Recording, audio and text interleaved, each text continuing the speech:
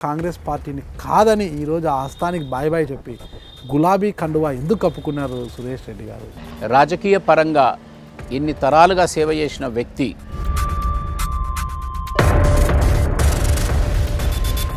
ఇటీవల రాహుల్ గాంధీ గారు ఇక్కడ పర్యటనకు వచ్చారు. ఆయన దృష్టికి ఎందుకు తీసుకుపోలేదు? ఈ లాస్ట్ 4.5 years నేను చెప్పాను కదా, 2 మార్పులు జరిగాయి.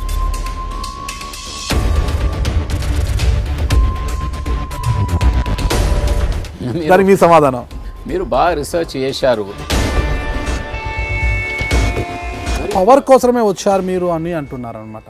ఈ లాస్ట్ 10 yearsలో 5 years కాంగ్రెస్ పార్టీ అధికారంలో ఉండే.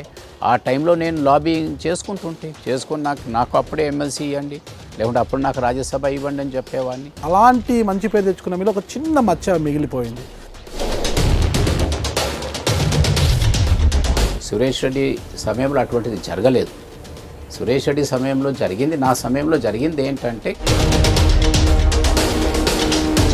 ఇక్కడ లోపం జరిగింది. అప్పుడు మీ పేరు ఎందుకు రాలేదు, ఎందుకు సీఎం కాలేకపోయారు? అప్పుడు లాబీస్దే కొంచెం పై చేయి ఉందనే భావన నాకు కలుగుతుంది. చంద్రబాబు నాయుడుకి నాన్ బెయిలబుల్ వారెంట్ రావడము ఇప్పుడు అంటే ఇన్ని నెలల తర్వాత కరెక్ట్ అంటారు? అసలుకి అంటే క్లియర్ కట్ డెఫినేషన్స్ ఉన్నాయి.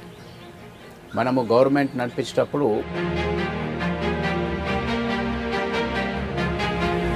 చంద్రబాబు నాయుడు బీజేపీతో దూరమైన తర్వాతనే ఇలాంటి సంఘటన జరిగింది అనేది అంటున్నారు. లేకుంటే ఒకవేళ నిజంగా కూడా అలా జరిగితే మరి కోర్టులో ఉన్న వ్యవస్థలో ఉన్న చట్టాలు ఏమిటి?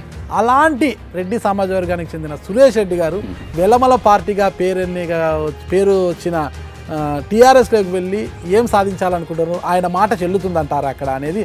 అలా కుదరదు. అక్కడ నా సామాజిక వర్గంలో కూడా ఎవరైనా పేదవాడు ఉండే ఇబ్బందులో ఉంటే నేను సేవ చేస్తాను. ఊర్లకు వెళ్ళి ముందుగానే వాళ్ళతో ప్రమాణాలు చేయించుకోవడము, మేము టీఆర్ఎస్కే ఓట్లు వేసాం ప్రమాణాలు చేయించుకోవడం కరెక్ట్ అంటారా? ఇప్పుడు మీరు అన్నారు, ఒక మంచి గోడపై రాశాడు, మా ఇంటికి రావద్దు, మీరు ఓటు అడగద్దు, 1, 2, 3 మీరు అమలు చేయలేదని. మరి దాన్ని కరెక్ట్ అంటారా? టీడీపీ కాంగ్రెస్ పొత్తు పెట్టుకోవడం ఏ విధంగా చూస్తారు మీరు? అంటే అవకాశవాద రాజకీయాలు ఈ స్థాయి దాకా పోయాయి అనేది చెప్పుకోవటానికి ఇది ఒక ఉదాహరణ. అవకాశవాద రాజకీయాలకు ఇది ఒక నిదర్శనం అంటారా మీరు? 100% చాలా స్పష్టంగా కనిపిస్తుంది. ఇంతకంటే నిజంగా ప్రపంచమే ఆశ్చర్యపడే విధంగా ఉంది. తెలంగాణలోనూ అటు ఆంధ్రాలోను ఆంధ్రప్రదేశ్లోను జనసేన పార్టీ యొక్క ప్రాబల్యం ఎలా ఉండబోతుంది అంటున్నారు? But Pawan Kalyan is a very popular actor. But definitely in Andhra Pradesh is a man to reckon. ప్రజలు ఆ గుర్రం వైపే చూస్తున్నారు. Definitely is got a good chance అని నేను భావిస్తాను.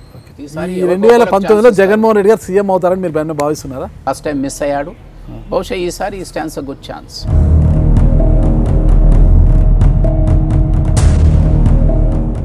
Dear friends, watch my interview only on iDreams. I'm there for you.